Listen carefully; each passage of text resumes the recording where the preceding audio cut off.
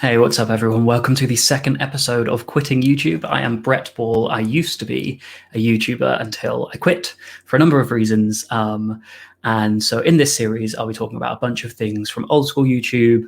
And today I'm joined by the guy who inspired Vidcon, if you'll believe it, a man who had community and gatherings all centering around him in the YouTube community way back when. Tori, welcome. Thank you for joining us today. Oh, hi. How you doing? You good? I'm good. I'm doing well. Very tired, but I'm good. Well, I'm glad to hear it. Yeah, a bit of a time difference, so thanks for making the time to be here. So I guess the easiest place to start before we jump into the specifics of gatherings and community and things like that, probably good to have some context around your journey on YouTube. If you want to cast your mind back to a decade ago and talk us through that. It really is. 12 years ago is when it all started. Is that when you started? Yes, mostly because I started watching YouTube first, and before I found any community and anything like that, and I started watching Philip DeFranco, or as he was known then, Sexy Phil. And he posted about a website called Blog TV, and I joined that. And from there, I started discovering people to sort of talk to frequently and stuff like that. And the way I got into YouTube originally, like making content, was finding a bunch of English people who wanted to do a collab channel. Is that really how you started? That is exactly how I started everything on YouTube. And how did that venture go? Did you find some English people ready to start a collab channel? I did, yeah. We had a collab channel. It went on for a decent amount of time. And then we all just sort of puttered out as some things sort of did back then. So many collab channels started that way, and then so just many right? channels.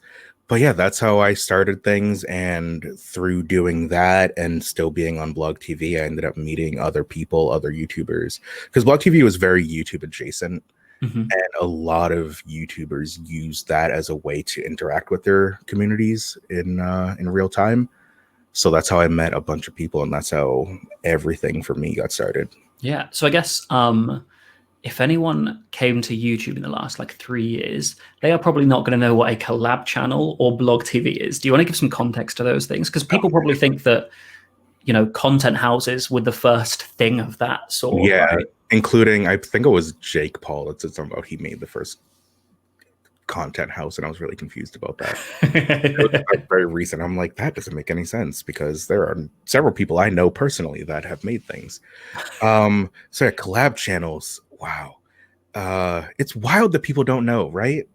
It's so weird, but I guess back in the day, you would have just a group of people, and you would just make videos on different days. And sometimes you would count how many videos you guys are making. Some people be like, oh, this person is Monday, this person is Wednesday. And you just all make different videos. They could be video responses to each other, kind of similar to how Hank and John Green did it, because they inspired a lot. Then there was also 5 Awesome Girls and things like that. They were just all different people making videos on the same channel about a bunch of different topics, their specialties and things like that. And they would all almost felt like conversations with each other. A little bit, yeah, especially John and Hank's. They were very much so hi, John, hi, Hank. And it was fantastic what they were doing back then. And Blog TV. Basically, the most primitive version of Twitch is all I can think of it as, right? In a way, yeah, because back in the day, right now, you have Twitch, you have YouTube, you have Facebook, you have YouNow, Live Me. There's a bunch of live streaming platforms, even tons on mobile devices as well. But back in the day, we had Ustream, Stickam, Blog TV, and Justin TV. And Justin TV is what Twitch was originally. Oh, really? So we're still on the remnants of that olden time. But yeah, Blog TV was one of those major live streaming players, and I think it was owned by a Canadian company. But it was managed by a bunch of people in Iraq or Iran or something like that. It was some a Middle Eastern country that I can't remember the name of. There were a lot of management there, but they were all super nice and lovely. And I remember one name in particular called Kara Hanna. but like everything was like a meme on that website. Everyone joked with the mods, and there were tons of YouTubers on there, and it was a mess, but it was a beautiful mess. Yeah, because I'd say like that's how I made my first like primary group of friends from YouTube was through Blog TV, like because there was more of an intimacy there, right? You could have back and forth. Like video responses were great back when they were a thing on YouTube, but they had nothing on real-time conversations with people. Yeah. Like, that's how, I mean, it was also, I was part of like 4 collab channels, and I think each of them maybe went 2 weeks max. Like they never lasted at all. Is yours still up anywhere? I think one of them is still up because there were 5 of us, and we were hilarious. We called the channel the Cunny Funts, and then 2 of us decided to turn it into a gaming channel instead, and that went for maybe a month of very inconsistent uploads, and then I think a couple of years later we tried to revamp it, but it just didn't happen. But it's just weird because those were such staples of the community, right? Blog TV and collab channels, and they just sort of died a death. They just sort of went away. Yeah, I don't think, honestly, thinking about it, like in the moment, like I don't think YouTube and the community would have been close to what it was without like Blog TV and Stickam. I completely agree. Like, that place to facilitate community and stuff like that.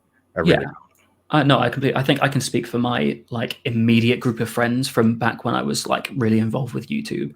I think I can speak for them and say like if we didn't have Blog TV, our experience of the platform would have been far less intimate. We would have been far less invested in it. Oh yeah. And I don't think like I one of them, even though I haven't been on YouTube for years, one of them I went to their wedding last year, and I just don't think you can. And I went to their wedding in California, like we flew across the world to go. Like I don't think you can sow those seeds without a platform like Blog TV, without that back and forth, right? We've, as I'm sure we will plenty of times on this this chat, we've gone off on a tangent. So would you say that were you a content creator on YouTube? Were you more of a community curator, if that's something else? Like where would you position what you were? First, I definitely wanted to be a content creator. I wanted to follow in the footsteps of the people I was watching, like Philip DeFranco and like Shay Carl at the time and stuff like that. But I found that I was just much better behind the curtain. Sure. Like a moderator in people's Blog TV chats and stuff like that, and just befriending different people and helping them with their content rather than being the face on camera. Like I made like video responses, which are no longer a thing, but I made video responses to different people, and I wanted to do that. But yeah, definitely stopped making videos almost as soon as possible. Once I was like, I don't think this is for me. But definitely loved like being a community facilitator. Yeah, which ultimately culminated in you putting together quite a large scale gathering. Before we jump into the ins and outs of that, was there a step-by-step journey to get you there, or was it literally being a part of the community and then just one day you were like, okay, this is what we're doing? It was very quick to happen. So I planned the gathering that I did with 2 other people. We have a picture of that. Hold on, let me pull up baby Tori and his organizer friend. So that's you. That's Matt. My Annoyances on the Annoyances and Paul the Asian. Those were like our usernames, and me. I went by DJ T-Lac back then. You did go by DJ T-Lac. Like it took me the longest time to stop calling you DJ and start calling you Tori. Like it took me so long to normalize that. There are some people I know from back in the day that I'm like, I consider the council of DJ, that are like maybe like 5 people who could still call me DJ and get away with it. And it's so weird to know people for like 10 years online. I know, honestly, like that's like 30% of my life. I don't know how old you are, Tori, but it's like 30% of my life that I have. Yeah. So anyway, sorry, we've digressed again. So you basically ended up with Matt and Paul organizing. It was really Matt's idea. He was like, hey, we should do a gathering, because there was 888 before what we did and 777 before that. So we were like, let's make a gathering. And then we were trying to figure out what to name it because we were thinking 999, but September was too late. So we were like, let's call it 789. That's still fun with numbers. Still catchy, yeah. So within like a week or two of Matt originally bringing up this idea, we started contacting people. Like he had some contacts through like sort of larger YouTubers, and I started doing a lot of like the behind the scenes planning, behind the scenes again, of like securing a hotel, contacting more people, organizing like a blog for it, setting up videos where we can announce stuff, trying to get a permit for things. It was all very fast. And I was in my senior year of high school, or my last year of high school, all while Wow, that's a lot to juggle. Yeah. Almost didn't graduate, honestly. Do you put that partly down to the organization at 789? Yeah, and YouTube in general. Honestly, I'll blame it on the gathering. Yeah. Just your focus was elsewhere, dude. That happens though, right? If school doesn't inspire you and other things do, like obviously that's where your attention will go. Yeah. So 789 gets organized. How did it go? Did it meet your expectations? Was it very different to what you thought? Can you remember what you expected before it happened? It definitely surpassed my expectations. Because we had about 500 people in Central Park, all like in one area, and it was really cool. Because these were all people from the internet, from YouTube. And they were just there hanging out, meeting each other for the first time, like budding collaborations were starting there. There are definitely people that blew up right afterwards. And I was hoping that like people would do that. Definitely exceeded like it, because it technically lasted for 5 days.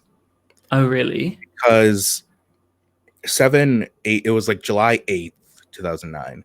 But the plan was for everyone to be in Central Park on like the 12th or something like that. So we would all like meet at Columbus Circle, which was right near Central Park, for like 3 days. We were all just like hang out and do whatever. And we were just a bunch of YouTubers in New York. Yeah. Like a bunch of people like went out for karaoke. I remember getting very tired after being at karaoke and meeting people. But it was definitely far beyond anything I could have imagined, especially being like an 18-year-old putting it all together. Yeah, I bet. And I guess now looking back, like that concept, like what you said there, where it was just a bunch of YouTubers just hanging out and doing whatever, like you could not get the biggest names on the platform together with no plan, with no structure, just hanging out and having fun now, right? Like that is... It must be quite big to know you organize something that can essentially never really be organized again, right? Yeah, because like when you think about who was there, there were some of the biggest names on the platform then and now. Rhett and Link were there at the time. Mitchell Davis was huge. He was there. Yep. Oh wow. Daystorm got super big and he's doing other things now. He was there. Yeah, didn't he do a song? Like, didn't he make a music video out of it? He made a YouTube video there. I think it was like trying to be famous or something along those lines. Yeah, I watched it earlier when I was researching before we talked. It was called Almost Famous. Almost Famous. And looking at it, the production quality is so terrible compared to what I know Daystorm to have created since. But it was like, I looked at a bunch of stuff and it was all done in like 360p, like on shitty webcams and like mini DV cams and the Flip Mino HD, like when that eventually came out. Like, and it was just a different time, right? Because I don't think anyone could build much of a platform in 360p now on that website. Oh, absolutely not. Technology has come so far since then, and I'm very thankful for that. But back then, we were all struggling. We were just working with what we had. Oh, 100%. That was what YouTube was, just like cobbling together whatever you had, whatever video camera your parents had, and just doing your best and making some sketch videos. And like trying to edit on Windows Movie Maker or something so it didn't look so dreadful. Yep, using Comic Sans as a title card. It was a mess. Everywhere, honestly, which sort of there's a common thread, I feel like, for the things that we'll be discussing, like how the community has changed, how the platform has changed, how editing has changed. I think that's probably best summarized by this clip that I showed you a minute ago, Tori, which I'll play now. So basically, probably the biggest gathering there had been until yours was AAA, which was the year previous. Yeah. And there is some local news coverage of it, which I'll play now, and just, I guess, pay attention to the way that mainstream media talked about YouTube as a platform and YouTubers as content creators, where 2008, 12 years ago, with the perspective of how like established it is now. It's hilarious. Let's run this through. Of course, an extended version of the Gretzky video, along with pretty well anything else that's ever been filmed or taped, can now be found on YouTube, the internet site that more than 100 million viewers visit each day. It's brought instant fame and riches to obscure performers and spawned legions of fans, some of whom are gathering in Toronto this weekend. Our Alison Vuchnik has that video. To catch a glimpse, to get an autograph. They have come from all over the world just to be here. I wouldn't call them fans, I'd call them stalkers. No. And just who are they? They are the stars of YouTube.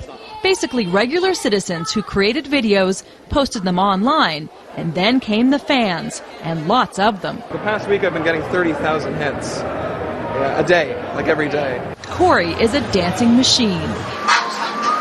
The Canadian has had 6 million hits on his instructional videos. It's so big now, people can make a living off of YouTube. I have accidentally become popular online, and so then obviously from a marketing and branding standpoint, you can use that to get your name out there. But it's a tough business. This filmmaker is making a movie about it. It changes, somebody who's on top today might not be next month.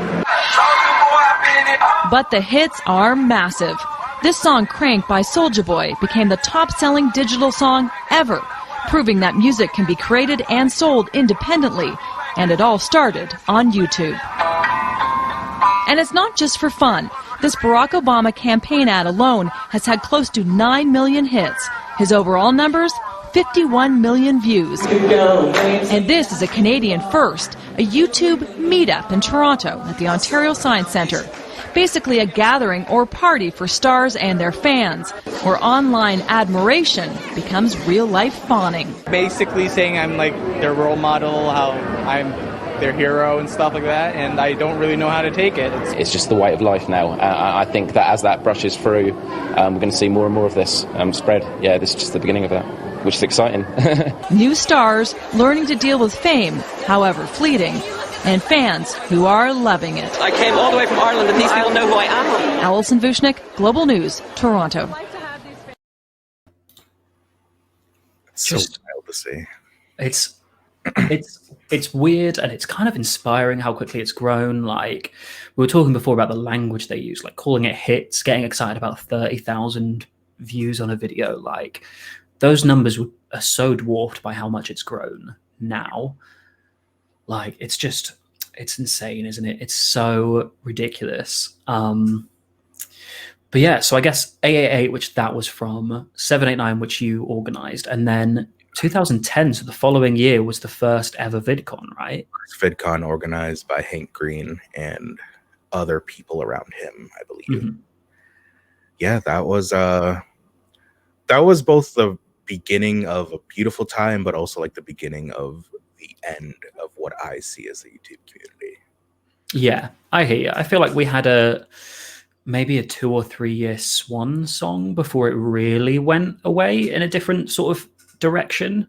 But yeah, ultimately, I guess the organization of it, the commercialization of it, ended that people just hanging out, having fun because it's a community and that's what they want to do aspect, right? Yeah, the first 2 VidCons were amazing because they still had that sort of like guerrilla YouTube community feel, because they were just like in a single hotel. And there was like a mall nearby, the Century City Plaza, all of it. But then that 3rd year was when it went to the Anaheim Convention Center. Mm-hmm. That's when everything was just like, oh, this is something different now. Yeah, and there were lots of aspects to why that one was different. So I didn't go in 2010. I was 17. I was still in school. I could not afford to go, but I managed to go in 2011 to the second VidCon, and it was my favorite thing that I ever did with YouTube. Yeah. Like, it was so good. like meeting in real life these people I'd spoken to for pushing a decade on the internet. Like, no, nowhere near a decade. Wait, that was totally wrong. Like maybe 4 years. At that point, I'd been speaking to them for. But yeah, I guess so. Do you think 2012, does that signal sort of the beginning of the end for you when it commercialized? When it got too much and there was like so many different like sponsors for it and stuff like that, I'm just like, okay, the focus is changing. It was either 2012, 2013 when I started noticing other video platforms like really like being there, and I'm like, this is more than what it used to be. Sure. It's a good thing for it, but with less focus on YouTube, it was just weird to see what I had known this entire time not be the focus of this event that was supposed to focus on it, I guess. Yeah, and I suppose if like you said before, like your experience of YouTube rather than as a content creator was as a community curator, for lack of a better word. Like, it sounds like VidCon in 2012 took that focus to content creators and their fans, right? Like, I remember walking around and seeing long ass lines of people who just wanted a picture with their favorite creator, which there's nothing wrong with that. But it's not what it was the year before, really. And I feel like it's not what 789 was or really what you were into. Or a lot of us, really. I remember I didn't go in 2013. And a lot of people said that it died a death, and I didn't really miss out. Like 2013 sounds like it wasn't great. I think a big thing for us and like the circles we were in, because we were in a lot of the same circles, I feel like, around that time. Yeah. We were all very like lower to mid-range YouTubers, and we didn't have swaths of fans that wanted to see us. We were there for each other. And when it became like when one person walked through a hallway or a lobby and they had a stampede of like young girls chasing them, I'm like, this is no longer for us. It's about fans meeting their quote unquote heroes, stuff like that. It became like a Comic-Con in a way of like wanting to see like these actors or anything like that, or like these people who make the stuff that you love, and just doing anything you can to see them. Yeah. And do you think that ran in parallel with... Sorry, go on. No, go ahead. I was going to say, do you think that ran in parallel with changes on the actual platform itself? Like, the example I can think of is they used to have that featured section on the homepage where any creator could just be on the homepage, and like regardless of whether they were trending, which is what I think it is now, they could just put a video on the front page and thousands of people would find it. And I know that's how like Charlie Is So Cool like got his big break, and a number of other people from our generation of content creation. Do you feel like those two went in tangent? For sure, because I remember very specifically like the little 4 videos that would be at the very top of YouTube, and you could just see. Sometimes it would be someone who's already popular, but sometimes you would get something completely random, and like, oh, what's that? And like there were like 50,000 other people clicking that same thing because like they're like, ooh, what's this new thing? It definitely, the platform started changing. They did away with video responses. Messages became harder to get to and stuff like that. There were a lot of changes on the platform that definitely made it less community friendly. Yep. Do you think that around that time they also changed like the player and everything like that, and like there was such like a culture thing of like down like in the bar, in the sidebar and stuff like that, and like stuff like that started change too. Yeah. So they wanted to shift it to the way they wanted rather than what the community wanted.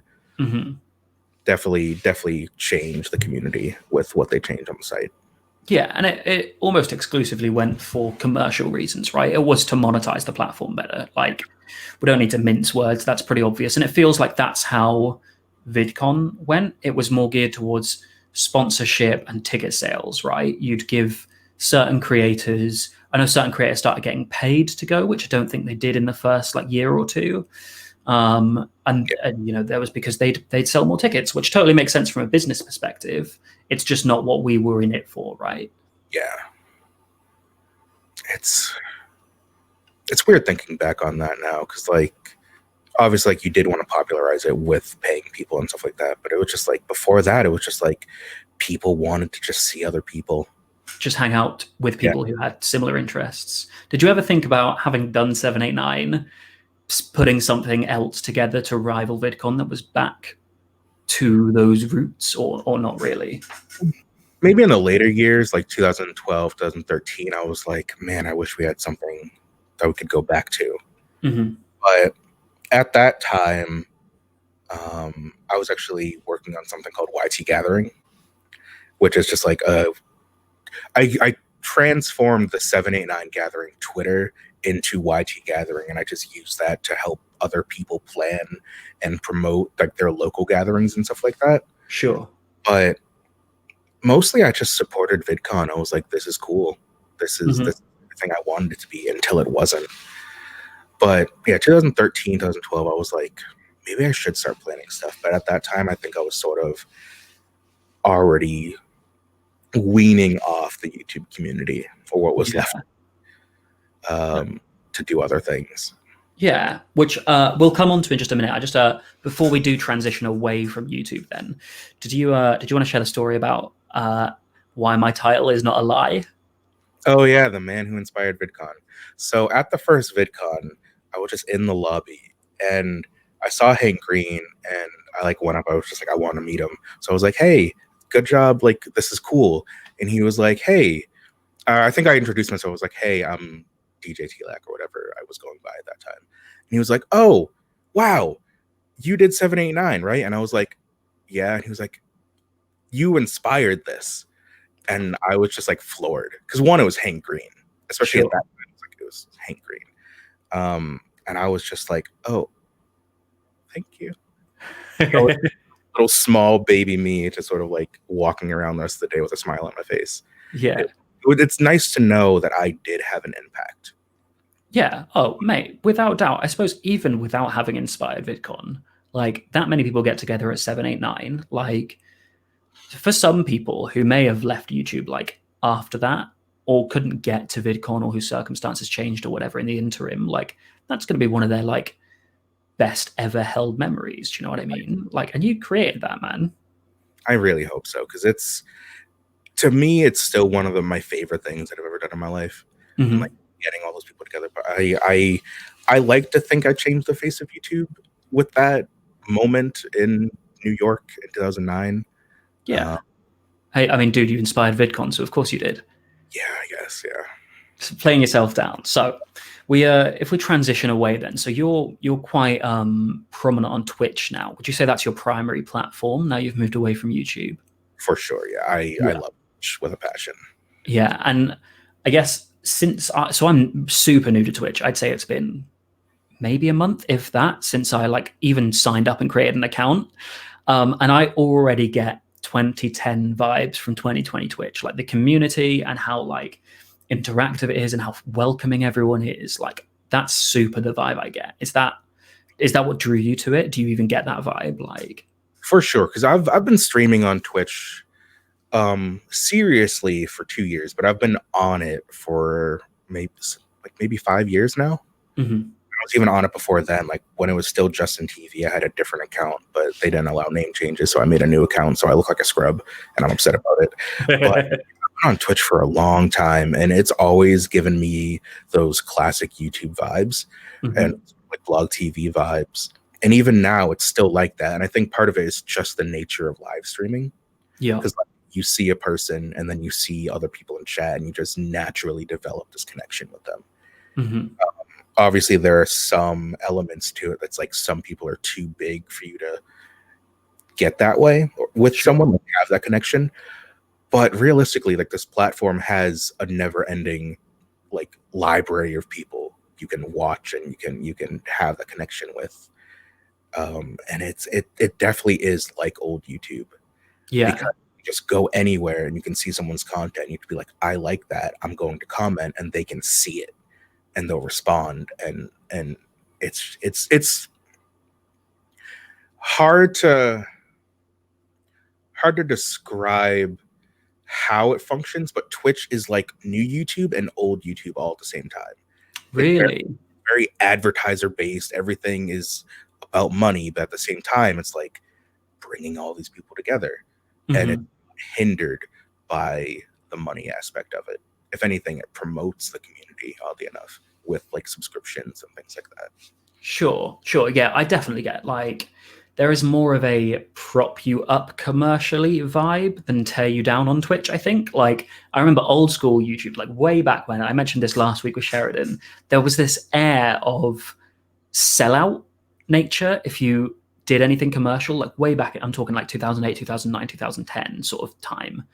If you did a brand deal or had a sponsorship on your video or whatever, sellout, boom. Even if it wasn't a brand deal and you just mentioned a company, you're a sellout and people would turn on you, right? But Twitch, it feels like you're encouraged to hit affiliate and then people will gift each other subs to help the creator, right? It's way more ingrained in it, into the community side of it.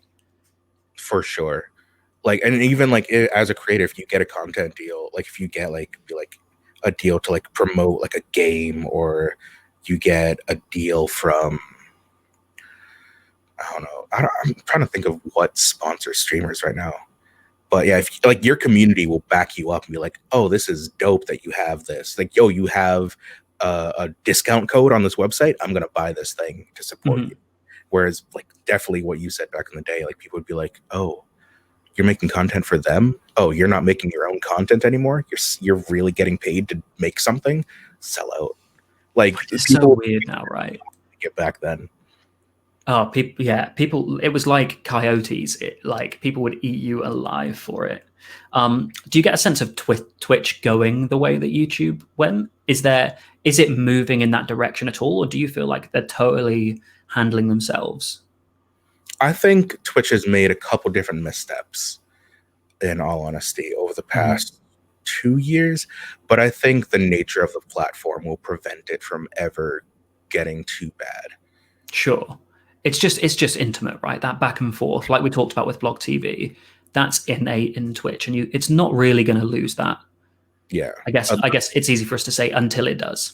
Unless Amazon just completely like throws the website in the trash and just keep using it, even though it could be awful. I don't see Twitch ever going that way. Yeah. Cool. All right. Perfect. So I think. I have a question written down that I wanted to ask you then. So, intimate YouTube, massive community feel, 789 is born. I know there's TwitchCon, that's a thing, but are you planning like a 789 equivalent for Twitch, or is that? No, I don't believe so. No. I would love to make like a content house though for Twitch. Oh yeah. I would love to have like 5 to 10 people living in like a nice enough house, all just so they could stream together or anything like that. But yeah. I mean, you'll have to get permission from Jake Paul because he created the first content house. So. Right. You're so right.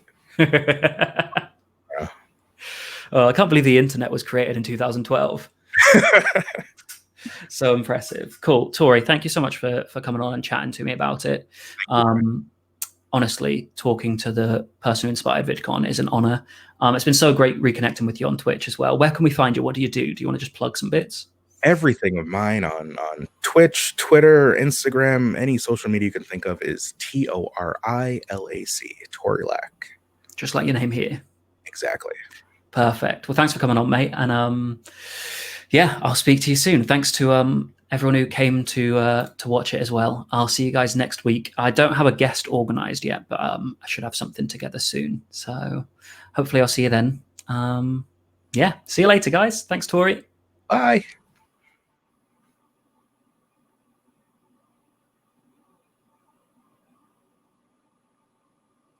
Still on screen.